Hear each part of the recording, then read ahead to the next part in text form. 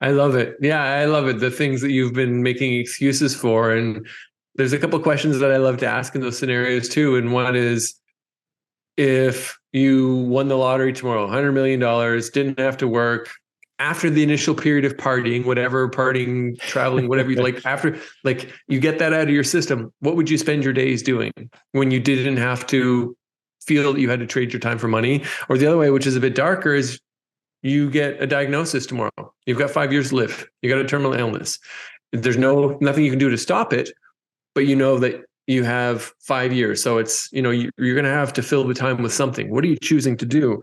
And what I like about that framing is the reality is that we all have a terminal illness, but the reality is, thankfully, for most of us, that is, we get a 65, 75, 85, 90, 95-year journey, but we act as if it's forever, but it's not. So if you...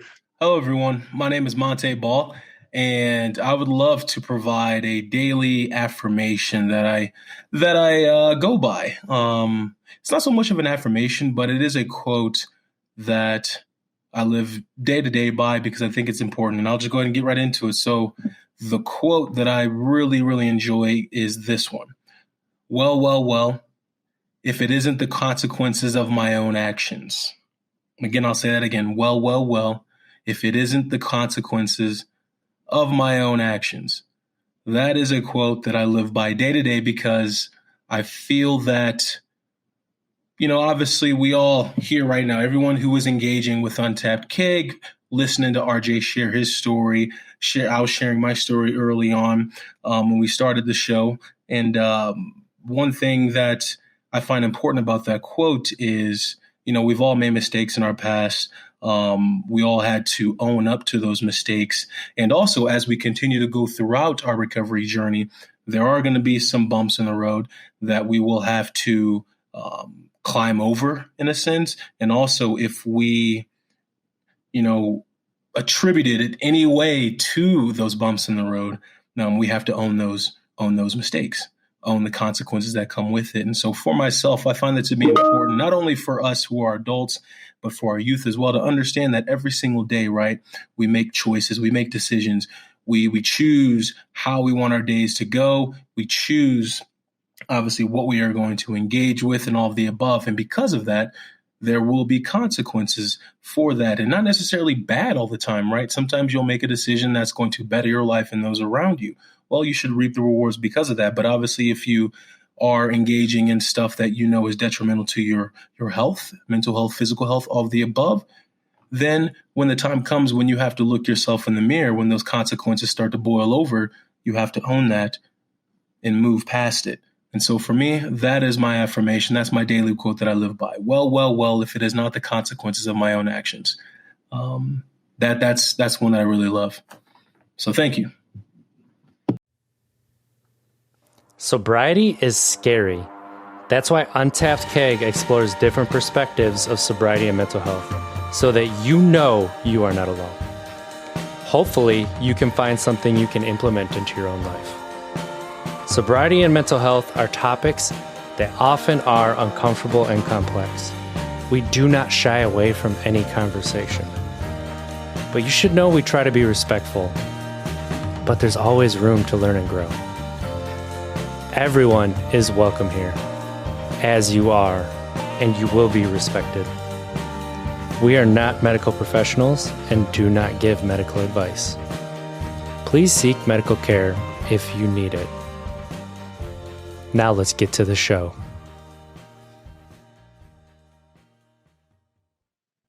Hey, you. Thanks for tapping into some Untapped Keg podcast where we explore the different perspectives of sobriety and mental health so that you can take something and implement it into your own life. My name is RJ Zimmerman.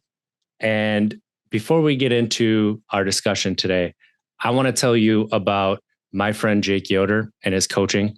So if you're looking for a coach to help you go sober, alcohol-free, or just really get healthier, look up Jake Yoder at naturalhighsrecovery.com, and he can help walk you through that. Go to the description, follow the link below, schedule a free call. Jake cares more about you than he does the money. So if he feels you're not a good fit, he will try to connect you with somebody who might be and send you on some different avenues. So now that we're there, I'd like to introduce you to a special guest. It's somebody who we met very interestingly on Instagram around mine and his 9-year sobriety date. And it's Mr. Robb Gilbear. Is that right? Wow, you nailed the pronunciation. So I did take French in high school, and I was told I have a pretty decent accent. So sometimes I like to slip into it. So Robb is an entrepreneur, coach, and mentor. He founded Growth Habit in 2019 and has helped more than 200 entrepreneurs launch and grow their business from over 13 different countries. He is also the author of Die Before They Do. Oh, let's see if we can get that on there. Book that I just read cover to cover and is really chronicles his life story, which is unreal. And I absolutely love it. Go to growthhabit.org to find more about Robb. How are you doing today, Robb? Doing wonderful. So happy to hang out with you. I feel like I'm hanging out with an old friend. I agree. It's like when we jumped on the call, it's just we slipped right into it. Like we've known each other for years. One thing that I want to start this conversation off with, and kids, earmuffs, who the fuck is Robb G? I love that you dropped that in. Who the fuck is Robb G? Well, I'm on my third career. Career number one was making and producing music, running record labels, DJing. And when I was doing the music stuff, that was my music name. And for most people who are listening, you won't know what RJ is referring to. But at one point in time, when I was trying to break into a highly competitive music scene, where it was either you were on all the big flyers in Toronto, your name was being broadcast on 20, 30, 40,000 of these flyers, and you were in the club or you weren't. And I couldn't crack the nut. And my solution was I made my own damn flyers. And I had a little bio and a write-up, and I printed 15,000 of them, and I handed them out alongside all the other promoters. And that was a campaign I did in my music days that still gets brought up now. So it's funny that you love that. When I read that chapter, I was like, that's going to be how I ask the first question for sure. This is it. So Robb, I told everybody at the start that you are also 9 years sober. What did that look like to get to, I would say, the point where you're like, you know what, I'm going to stop drinking? It's something that I wanted to do for a long time before I had the guts and the ability to do it. I come from a family of alcoholics. My dad is the most functioning alcoholic I have had the pleasure to know. And both my grandfathers, same thing. So it was always there. And I always saw kind of the dangers of it. But with myself, it was the behavior I fell into was normalized because I was in the music industry. I was in nightclubs. I was at raves. I was at bars. I was at places where it's like, well, of course you're getting drunk. Everyone's having a shot. Like it was just so part of the normal behavior. And it was fun until it wasn't. And it was fun until I didn't like who I saw in the mirror. And then it was the real coming to a head was when it was affecting how I was showing up as a father.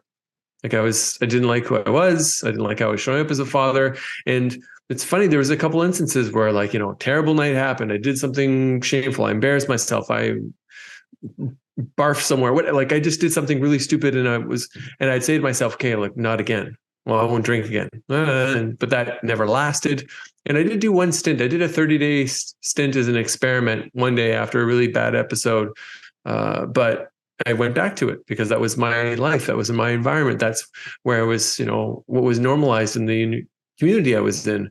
And when I walked away from music and I went through a divorce, walking away from a career of 18 years in a short period of time, and then really left me questioning like, well, who the heck am I? Who do I want to be? And I started flirting with being more healthy. And I felt myself pressured to drink. Like I tell the story in the book, and I was out with a friend and it was solstice, and I'd been deathly ill with the flu, and we went to a bar because that's where I was going to hang out after the solstice festivities. And I didn't want to drink, but I felt the pressure that I needed to hold something in my hand. And as soon as I did, my internal voice is like, are you really that weak? Like you chump, you sucker. So I turned to the friend I was with. I was like, I'm not going to drink all next year. Because the idea of even then saying like, I'm never going to drink again was unbelievable. Like, how the heck could I do that? So and the person I was with said the absolute best thing possible. They said, you can't do that, which to me was a challenge that I internalized. And then, yeah, it was hard. And then it became easier. And as the months wore on and my identity changed, I then identified as someone who didn't drink. I then was fine dealing with all the questions. People like, "Oh, what's wrong with you?" Or "What happened?" And navigated all the BS of that. And then when New Year's came a year later and it was done, it was like, I don't know if I was going to drink or not drink. And I just reflected on how much better I felt, how much more energy I had, how much more money I had. And quietly, I knew that I always didn't want to drink. So I didn't. So now I'm still not drinking. I've just passed 9 years. Saying it's a forever thing, ooh, that sounds scary, but I can say that today's not the day. Today's not the day that I'm going to have a drink, and we'll see about tomorrow. And that's beautiful sentiment too, right? And I think it really illustrates like everybody's personal journey to get there. Like the journeys are somewhat similar. They're never exactly the same. And that's, my dad has not drank in almost 30 years. So I watched that, knew that there was a good chance that when it came to alcohol, I was going to struggle with it a little bit. And it still took me about, almost 10 years of drinking, binge drinking, that I was like, now it's time. Similar things, didn't like the person in the mirror. And so that kind of set me up that I knew I was going to have to, but it's still, it's something that's really difficult to come to the conclusion. You know it in your heart, in your gut, everywhere. But yeah, it's like depending on the words that you use and how you do it. But if you really look at just today, just this hour, just the next 5 minutes, I'm not going to, it gets easier and you start looking further out. So after you gave up alcohol and you stopped drinking, when did you feel that you moved from just surviving to get to the point where you're thriving? It's been an ongoing process. I feel like I'm still working at that. I feel like I am a work in progress at all times. And I think once I had done that, the first few weeks were tough. The first few months were tough because it's social situations. It's going out for dinner with friends. It's being at a work event. It's doing these things where it's expected. And if you're not, then you feel you have to explain yourself. You have to justify. And then there's this weird social pressure.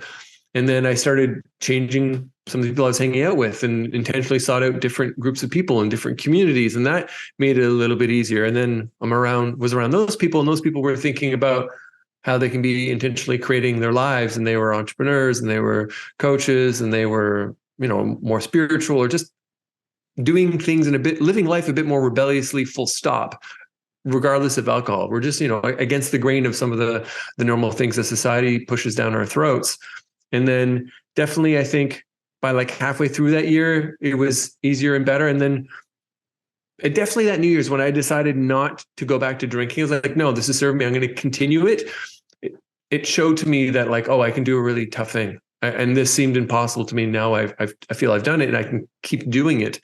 And that fueled me forward. Because from there it was then leaving a job. Like I ended up in a really high paying, secure 6-figure job with a director title and 2 young children. I was divorced and my finances had gotten to a terrible place. And I was coming out of that finally. But then anytime I took time alone with myself, the little voice is like, yeah, you're meant to do more. So I think me living alcohol free and achieving that and showing myself I could do that was definitely a stepping stone towards so much of that stuff that happened afterwards. That's, having those conversations with yourself is so important, because a similar thing for me where I had a job, had the house, had 2 kids, family. And it's like every single time I'm driving to and from work, sometimes hour and a half, I'm talking to myself like, is this what I'm doing every day? I feel like there's something more. Like, I love my job. I love what I'm doing. I love the people that I get to do that with, but there's just something that's not fulfilling in there. And that's really when the work begins. And, it's taken me, I would say 8 years to find that thriving really. Like it's easier after a while, but once I made the decision, you know what?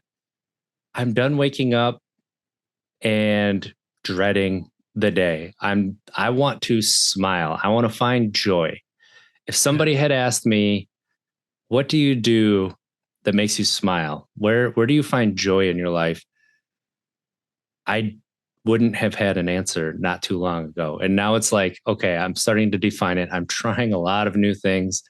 I'm really getting my body back to a place where it does what I want it to. My body feels better. Like I work so long on my mind, time to increase that mind body connection. And then there was something else. So then I've gotten more spiritual because of that triumvirate, the physical, mental, and spiritual part. And then finding my emotions. Turns out emotions have names if you want to find them. It's not just angry and not as angry. So that's been really important on my journey as well. You are a very creative person and you have a very creative soul. How does the creativity help you to, I would say, like, let's say you come up to a challenge. How does that creativity help you to move past that, problem solve it? I think that real creativity comes from iteration. Real creativity comes from trying a different solution. Like one of the cheesiest brainstorming questions that works is like, what would be the most terrible answer? What's the worst answers possible? Like wrong answers only. And sometimes it's a really great way to start when you're trying to ideate through a problem. So having that is something that I enjoy doing, that I've practiced doing in music, in business, in so many other facets of my life, means that, yeah, when I run into a problem, it's not, my default isn't to assume that there's no way around it. My brain's like, well, what if there was a way around it? What would be the worst thing I could do in this scenario? And I just start playing it out almost like as a game. And I think that helps a whole lot. And I honestly think that we're all creative. Like it's fun hearing you talk about your journey back to like asking yourself questions and getting connected with your emotion, all those things, because we have all that in us, but it's just been repressed. And I feel the same thing with creativity. You think back to how we acted in public school and grade school and the things we did as children, and we just expressed ourselves. We didn't matter if we had a good voice, we sang. It didn't matter if we were good at drawing, we drew. It didn't matter if we were good actors, we acted out scenes and scenarios with friends. But then along the way of, the school system, which was created to turn farm workers into good obedient factory workers, which is like show up on time, line up, don't go inside till the bell rings, ask permission before you go, you leave your workstation, only go when the bell rings. Like it's that factory schooling system erodes out all of the creativity, and not just the school system, but then the bigger part of society in general, like the corporate ladders and so many jobs. It's about you listen, you mesmerize, you regurgitate it. You don't stick your head out too far because you'll get your head cut off. And all of that wears away creativity. So I think my curiosity, my childlike curiosity, I've just kept that flame alive longer, I think is really because I think everyone is creative. You know how I said like we're mirrors of one another? And so in September, I finally kind of re-established what my top 2 core values are for myself. And they are curiosity and creativity.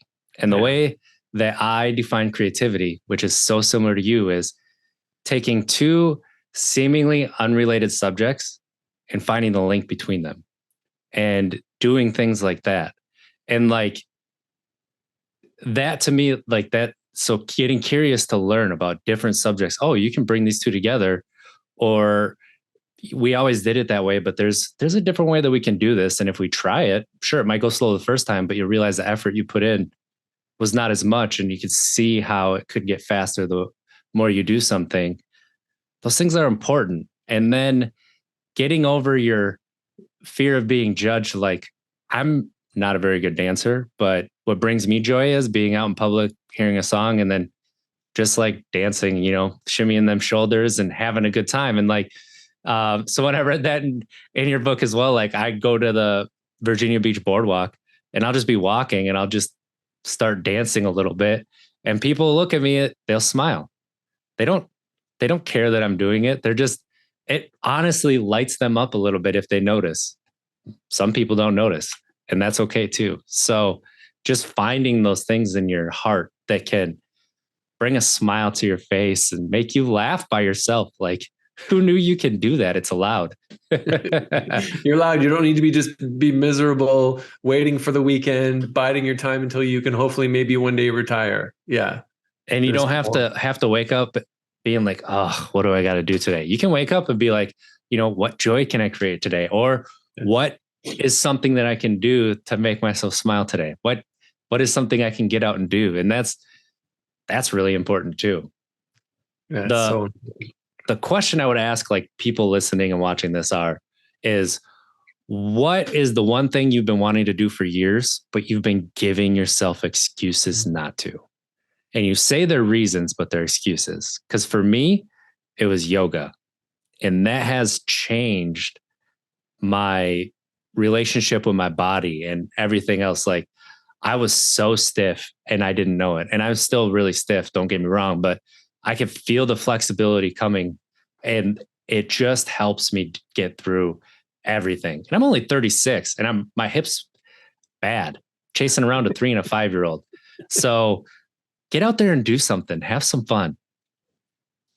I love it. Yeah, I love it. The things that you've been making excuses for. And there's a couple of questions that I love to ask in those scenarios too. And one is, if you won the lottery tomorrow, $100 million, didn't have to work, after the initial period of partying, whatever, partying, traveling, whatever you like, after, like, you get that out of your system, what would you spend your days doing when you didn't have to feel that you had to trade your time for money? Or the other way, which is a bit darker, is you get a diagnosis tomorrow. You've got 5 years to live. You got a terminal illness.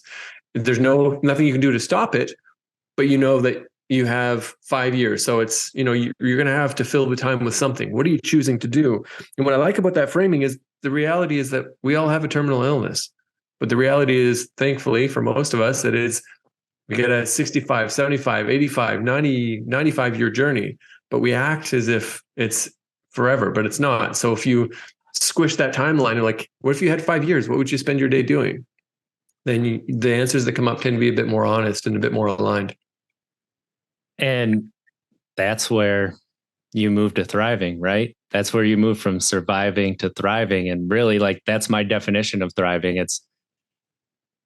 Are you turning your passion into your purpose somehow? It doesn't have to be your work, but at least find a way to implement it into your life. Mm. Don't be ashamed of being a fan and, trying to hide things. And yes, this is new. For those who are listening, I'm pointing to a brand new Proton pack that I have that is amazing. And when I put batteries in it, it's going to light up and be incredible. I'm so excited for it. So excited.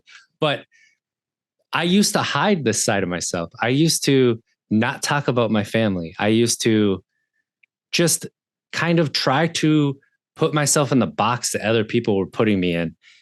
And that led me to moving across the country because I felt like I needed that kind of a change to break out. And it's been life-changing, life-altering, just by far the best decision I've made in my adult life. And it's one that I ultimately made for my kids and everything, but also myself, because I was not happy. So it's hard to be a good parent when you're not happy. Let's get out there and do something. Implement your passions somehow into your life. I love when you get nervous, like if you want to do something and your nerves are creeping up, I love the question that you ask yourself. Which is, can they take away my birthday? If I do this and it doesn't go wrong, can they take away my birthday? And it's a stupid question. It's a really silly question. I enjoy my birthday. It's a very reflective time of year. When my birthday comes up, I always pause and think about, where I'm at in life. Am I happy? Am I living aligned to my values? And, when I am, then it's great. And when I'm not, then I'm able to make adjustments and changes. So obviously the answer to the question is always no, but I will pause and I'll ask myself that question. So, because I love the way you said it earlier, you're dancing on the boardwalk and either people see you light up and they smile. And then the reality is a whole bunch of people don't see you because we are always walking around worried about like, what are they going to think? What's she going to say? The judgment, the fear, the worry. Everyone's all balled up in their own head that they normally don't notice. They really don't notice. So finding a way to talk to yourself, have those conversations with yourself to get you to take the action regardless. Another exercise I love doing with myself is fear setting. Tim Ferriss exercise. It's really simple. And it's just as far as like, what's the absolute worst thing that could happen? If that worst thing happened, what are things I could do to start turning it around? If that worst thing happened, what would be the upsides of the learning I'd get from it? Like, just ask some of these questions to get really clear on what the heck it is. And it's like the monster under your bed. I used to be afraid of the monster under my bed. And to the point where I would be like afraid to go to the washroom or go grab a book off the bookshelf. My mom would come in and like, well, let's look. Let's put a big light. She'd come with a flashlight. Let's look under the bed. There's nothing there. The same thing with these fears. We make them up in our mind. And if we act like they're not there or try and repress them, then they get bigger. They really thrive those monsters thrive in the darkness. But if you're willing to stop and ask questions like, where is this coming from? Whose voice is this? When did I first start believing this? In this case, like, what am I really afraid of? What are the chances of it? What's the worst case scenario? What's the chances of it happening? What could I do to turn things around if it did? And then in what ways is good me making an attempt? Like, what good is there from me stretching myself here? Yeah. It's really important. And for people who were raised like me or just feel like you have that chip on your shoulder, it's okay to admit that you're afraid too. Nothing is wrong with saying, I am scared. I would always, no matter what, even if I was doing something that I was scared, I would say, no, I'm not scared, because I thought that would make it so I'm not scared, or that, that's what I have to say. And, I have that stoic shell that goes up that like nobody can tell what's going on underneath. And I've polished that sucker for so long that really people don't understand like what's going on underneath when I'm freaking out or I'm happy or whatever it is. Even there's a point where I can't even tell what's going on underneath. But there's strength and power in admitting I am scared. And then you do it anyway, and you have so much fun. But you know what you're doing, because you're not so focused on I'm not afraid. When you admit that you're afraid, it allows your body to just open up a little bit, and you laugh harder. You smile bigger, and you actually enjoy the moment of what's going on. And that's also, something important that I wanted to share, because the first time that I admitted I was scared to myself was actually, since I was a kid, but was October. And it's like, okay, now I should tell myself this more often, because why not? What is stopping me? Myself. That's it. What was the event? What was the time that you finally allowed yourself to say to yourself that you're scared? I was actually going to urgent care by myself, and it was my divorce was fresh, and it still is, but like I thought about who should I tell that I'm going to the doctor. And for me to admit and go to the doctor was a big first step. And I felt really alone. And then I felt, you know what? I'm scared. I'm scared, and it's okay. And like tears came down. And it was a big moment for myself. And thinking back to all the times, shit, I climbed poles, 45 feet in the air, lightning storm, wood pole, like surrounded by trees and everything. And I was scared, but I always told myself, no, I'm not scared. Hanging from a ladder 60 feet in the air that, there's nothing underneath that ladder. It's hanging by the cross arm above me. And no, I'm not scared. Why would I be scared? I'm a man. I can't be scared. Yes. There it is. You joked to it earlier, and then you talked about it now, like allowing yourself to be afraid and being raised. Like, yeah, you can be angry. You can be angry, really angry, or not so angry. Yes. But anything else, and then you'd get insulted or ignored or called a pansy or worse or whatever. Like, crazy to think. Like, we weren't allowed to have emotions. And it's still, there's still people in my life that will call me dramatic or tell me I'm making a big deal out of things. And it's like, I'm not. I'm just telling you what's going on inside of me, and that's it. I'm not telling you what you have to do. But, you know, it's something that when it comes to raising my sons that I'm actively changing. And yesterday, my oldest, who's 5, was really emotional at drop off for school. And when he finally said, "Daddy, I don't want you to leave," I realized what it was. And I took him out into the hallway and I sat down next to him. And I didn't tell him that he needs to toughen up or stop crying. I gave him a hug and I cried with him. And I told him, "I miss you too. I don't want to leave." And then after we were done, we got up, we walked into the room, and he went and played with his friends. And instead of telling him or trying to chastise him because I'm uncomfortable with my own emotions, I joined him. And if he doesn't remember that, he may not remember it. He's 5. I will always remember it. And that creating that connection with my son, like that wouldn't have been possible a year ago, 4 years ago. Magic parenting moment, magic moment of connection. And you're right. It's not about whether he remembers it or not. You remember it, and you didn't create a negative anchor moment, which is like, you shouldn't show weakness. Don't show feelings. Don't say you're afraid. The complete reversal. And that's where we as a community, as a society, we're moving there, but it'd be nice if we could be open-minded, be opening to be wrong, that, hey, maybe the way I've done things for 30 years is not the best way. Maybe the way I've done things for 10 years, 5 years. And just be open to be like, let's try it. What's the worst that's going to happen? Like you said earlier, what's the worst? That it doesn't work. So I go back to what I did before. Great. Okay. What's so bad about that? And then you've got some evidence as far as like of what things do or do not work. And you've got another model to navigate the world versus pretending otherwise. Yeah. And I think the thing too, I love hearing you talk this out, because there also comes a point of like forgiving. There's like, just because I've done it for 30 years, okay, where did I learn it from?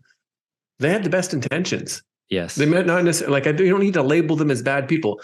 They learned what they learned from the people they learned it from. They did the best they could with what they had. They handed it to us. We can keep using this map and model of the world if we want.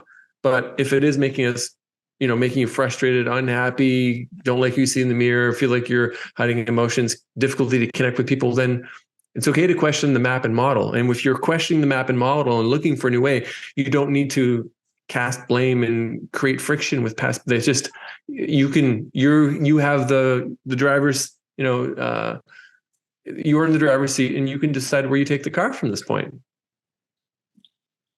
And you really alluded to some other things, like when you have that resentment, when you have that, that self-righteousness, that self-righteous anger. This is something that I fall into, but I realize like that's really me being mad at myself and just putting it onto somebody else.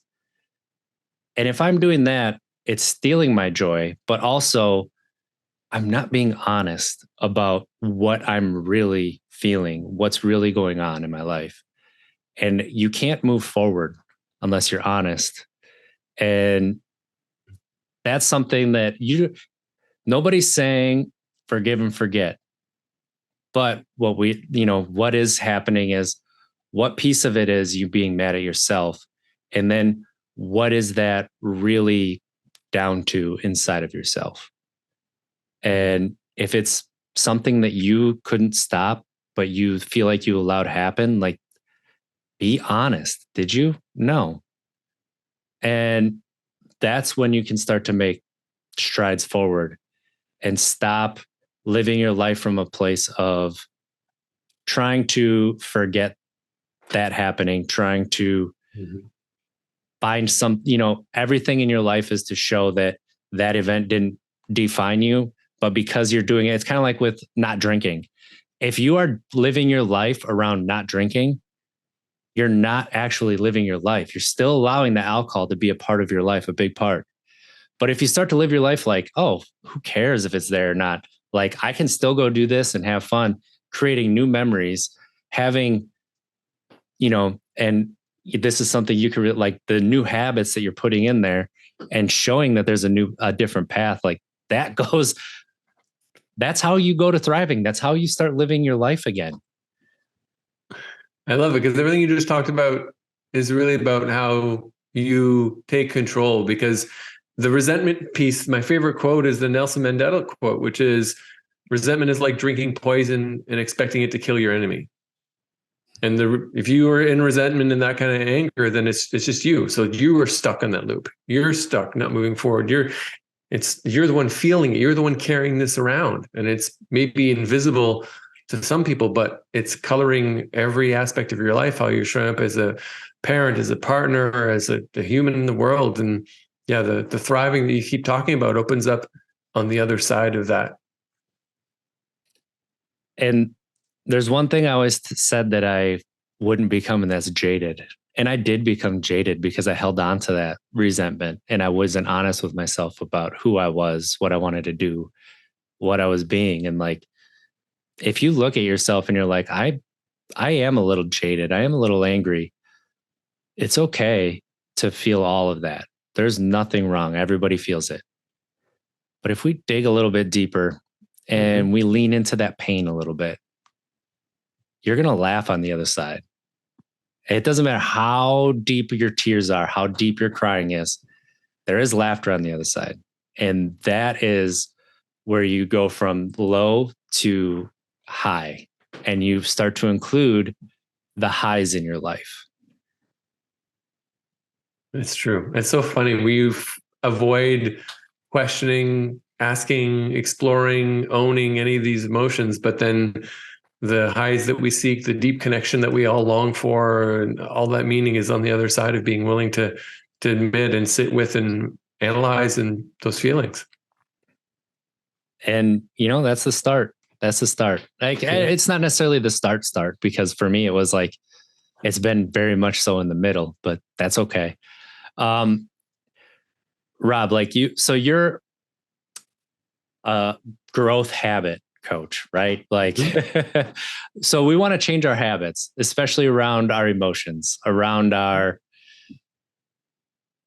morning routines, right? What would you say like a good first step for that is? Realizing that it starts before. Like in any good habit kind of model, whether it's James Clear's or BJ Frog, they talk about the trigger. And you talk about the morning routine, which is a fun one, a funny one almost, because it is talked about so much in the self-development space that it's almost tropey. And then it's just like, people trying to carbon copy someone else's morning routine, but it's like, well, what's the why behind that? Okay, why is this important to you? Getting connected to the why so that there's some bigger motive. And then also the morning routine starts the night before. And anything you want to do and you want to change it, you have to go a step or two before. And either whether that's like internally, emotionally, like, where's this coming from? Why do I want this change? What does this change mean? But also, I don't care.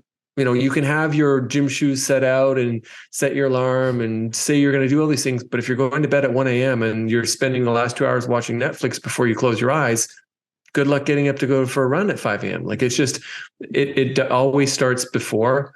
Community, like we talked about this before, and this you moving away, right? It's like a bunch of people know you as being a certain way, expect a certain thing from you. And if you start changing, and whether it's a small habit, like you're going to be someone who goes to yoga regularly, or it's a bigger one, like you're going to explore your emotions and look to find a way to connect with your purpose and passion so you can make your positive impact on the world and love who you see in the mirror, like small or big.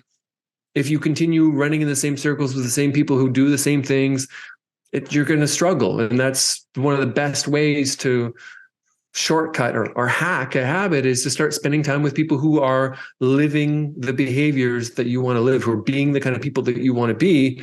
And then that becomes normalized, because another big part of changing habits is, you're enjoying it, make it fun, celebrate it. So like if you and I lived in the same city and I wanted to start going to yoga and you're going to yoga regularly, I start hanging out with you and you're going to yoga, you're talking about yoga, you're talking about you got this new yoga mat and this person you met at yoga, like it normalizes the behavior. So it's a bit ranty, a little disjointed, but be clear on why you want to do it, go deeper. And as far as like anything you want to start, like go behind, like what are the triggers that kick this off to make it easier? And then if you just want a shortcut, like just change the people you're hanging around with. Go find people who are doing the thing you want to do and implement, and it'll become a lot more natural for you. I love that. It's, yeah, I mean, that's the bedrock foundation, right? And sometimes we look past it, especially this time of year. So it's the end of January, but for those who are listening later, but it's like, this is the time where people really start to try. But there's no bad time to try to change things. Just do it. Like there's nothing stopping you other than yourself and the excuses. And it's okay to be nervous. It's totally okay to be nervous. It's funny they're bringing up the time of year, because historically it was always the resolutions, I'm going to change, new year, new me, and all that noise. And what I'm hearing a lot more of now, which I'm glad to see, is like, fuck your goals and your resolutions, focus on your habits. Because there's those little things that you do on a regular basis. Instead of being like, I want to weigh this many pounds, I want to be whatever. It's like, no, I'm going to commit to going to yoga 5 times a week. I'm going to run 3 days a week. I'm going to, and find those habits. And then actually, when you ask what habits too, the other thing is like, find the small step, find the on-ramp. So if your goal is to go to yoga, then message a friend like, hey, we're going to go to yoga tomorrow. Leave your mat out. Like find these little ways that are on-ramps that are going to increase the likelihood that you're going to do it. But yeah, it's funny. I have friends that work in the fitness space, and they talk about, in January, you can't get into the facilities. And then come February, by the second week of February, it's back to the same amount of people that used to go before. And I honestly, to bring this back to alcohol-free sobriety, all that, it's similar, right? You make it that 30 days, you have that one slip. Same thing with like working out. Like, you make it, you have a bad weekend, right? Where you didn't go to the gym once, you ate a bunch of sweets, ate really crappy, bunch of fast food. You're just like, well, it's done. I guess I got to go back to my old ways. Instead of being like, you know what? Okay. I mean, it happens. It's hard to change a habit. It's hard to do something new when you have everything pointing back to this old way. So let's keep trying. And now I know that leads me to this. So maybe I'll try to avoid that for now and then come back to it maybe a little bit later. I like that, because it's about, like, for example, the sweets or whatever. The decision is made at the store. You don't bring it in the house. So you have to make the decision like you're at the cupboard, and you have to hopefully have enough willpower to choose the right thing. The decision is made before. So again, like who you're spending time with makes an impact to that. But also your identity, like who you believe yourself to be, is a really big deal. And again, that's why I applaud you moving across the country, because if you're in the town that you used to live in, surrounded by the same people who know the old version of you, they project this version of who you are, your expectation, their behavior, they want you to react a certain way. It's really hard for you to break out and start seeing yourself differently without doing something fairly drastic like that. But because you see it all the time with someone who is overweight, sees himself as overweight, considers himself overweight. Their internal dialogue is they're overweight. And then they're like, that's it. I'm going to change it. New year, new me. I'm going to start going to the gym. I'm going to whatever, change my diet. And that will work for a little bit until they get an upset phone call. They break up with someone. They got in a car accident. They were late for work there. Some trigger event puts them in a subpar state. And then they miss that day. Then they go for the fast food meal or whatever. And instead of going like, this is a blip, I'm going to get back on it. Internally, they're like, I've always been overweight. This is who I am. So they slide back to that. There's a really great book, Psycho-Cybernetics. Have you heard of it? No. Okay. So fantastic book. And it's all about the role that the mind, the subconscious mind, the images that we have of ourselves and how they impact who we are. And the original author was a plastic surgeon. And he was an expert in face jobs, nose jobs, cheek lifts and stuff that visibly, hugely changed the way someone appeared. He became fascinated with trying to understand how much impact the internal image that we carry of ourselves had, because he had some clients where he did a total, redid the entire job, changed the cheekbones, everything. And those clients came in upset and argued with him, saying, "You didn't change anything. I look the same." And it didn't matter how much change he had done with a scalpel. Internally, the image they had of themselves was still the same. And that opened his mind up to there's a lot more at play here than me just changing someone's face. If they don't change the way they're seeing themselves, back to the identity piece, then there's something more. And then the book then just goes on different ways you can change your identity, how that comes about, the subconscious mind and all this stuff. But it makes a really huge difference on everything, how you see yourself, how you talk about yourself, and the image you have on yourself. And one pro tip from somebody who, was a former self-loather, you don't have to go right from, "I hate this person, you're such a pile of crap," to, "Oh my gosh, I love myself." You can just say, "I'm okay," and get to a point where you feel like you're okay. You're not good. You're not bad. You are. And then you can start to work on, actually, I kind of like myself. And then you can move to love. It can be steps. It doesn't have to be the big jump that we're talking about. And I mean, that's something that pre-work that you're talking about, that on-ramp, just get to the neutral. So we're not stuck rolling in reverse at everything that we do. And that can change a lot very quickly in your life. So Robb, this has been an amazing conversation. If people would like to keep up with you, where can they find you? The main place that I hang out online is LinkedIn. I'm also semi-active on Instagram. So I say those first because where people tend to go when they pick up their phone or they go online, it tends to be on a social platform. Those are my main places. You mentioned my website earlier, growthhabit.org. And yeah, also if my book, if you're interested in this, there's a lot of stories of my journey, my transformation and everything, but there's lessons. There's a lot of lessons teased out through there too. So the book might be for you. It's a fascinating read. I really recommend people go out and get Die Before They Do by Robb Gilbear. And, look up Robb on social medias too. Reach out to him and let him know how inspiring he is. And while you're there, tell him how handsome he is, because let me tell you, bald men with a beard, we stick together. All right. I love that you ended on that, because to anyone listening or watching, so the way that RJ and I connected is someone that I know came across a video of RJ talking about his 9 years, and it was like a day or 2 days apart from mine. And she sent it to me. Her name's Courtney. Courtney, if you're listening to this, thank you. And Courtney was like, "This is wild, but also you guys kind of look alike." So I sent RJ a message as a total stranger, being like, "Hey, handsome, love your haircut, and seems you go to the same, you have the same beard as I do anyway." And but also connect on the fact that our 9-year anniversaries of living without alcohol were, a day or 2 days apart. And it's been magic from there. It's been absolute magic from there.